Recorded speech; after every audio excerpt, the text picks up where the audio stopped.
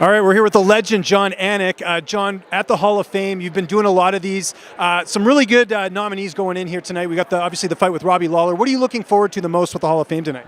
So Jose Aldo is probably the fighter on this roster that makes me the most starstruck of any athlete in the UFC. So I'm certainly looking forward to seeing him headline the class. But I think my most emotional moment is going to be when I have my opening remarks about Jens Pulver, because anyone who saw our live broadcast and saw his reaction when he found out he was going to be inducted knows how much it means to this individual. And I think for a pioneer like that, you never know when your number is going to be called. And I think at some point, some doubts started to creep in as to whether or not Jens Pulver was ever going to get this distinction. So I'm very excited for Jens. I think it's going to be an emotional night for all of Team Pulver. And your reaction to the GSP announcement tonight, I think I'm Canadian, I'm ecstatic to see him back in this invitational.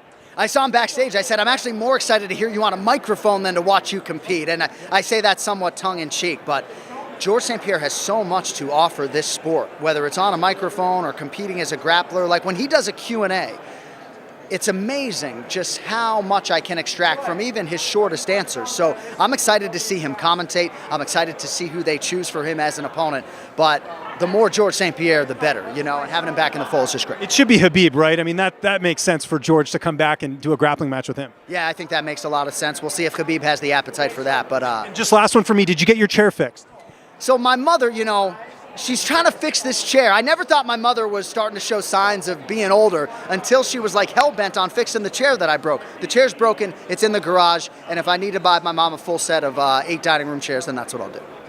Jon Anik, someone who's really made a burst on the scene. Sanko finally calling UFC events. Obviously, you're one of those guys really anchored in that chair. Can you talk about what it would be like to see her, not just fight nights, but possibly soon a pay-per-view on the mic?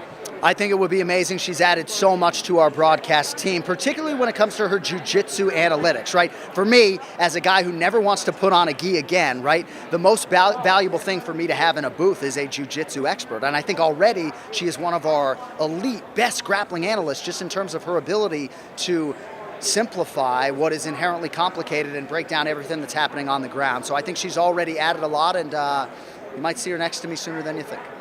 About GSP and like we said about Khabib, everyone would love to see that as a dream matchup, perhaps just in the grappling. If that did happen, you know, somewhere down the line, perhaps, how do you think that would ever go down? I think it would be competitive. I really do. You know, I just wonder how Khabib would sort of handle the preparation. You know, we know Georges St Pierre's training 24/7, 365. I think it'd be interesting to see what weight class they would compete in, but I think it would be competitive. I don't know if either guy finishes the other, but I would pay to watch. If you had the week off from a UFC event, would you use it to go to Wimbledon or go to the US Open? So my bucket list sporting event is to go to Flushing and witness a US Open, right? Andre Agassi is one of my favorite athletes of all time, and I used to stay up late in Metro West Massachusetts watching all those US Open matches and just dreamed of being at Arthur Ashe Stadium. So with respect to the famed grass at Wimbledon, I got to get to a US Open before my dirt nap. Who's of the big three? Who's the GOAT? Roger, Rafa, or Novak, in your opinion? So it's really hard to argue against Djokovic, but my favorite of those three is Roger Federer. And when all three were at their best, Roger Federer's the king. Some big fights going down this weekend. What are you most looking forward to seeing?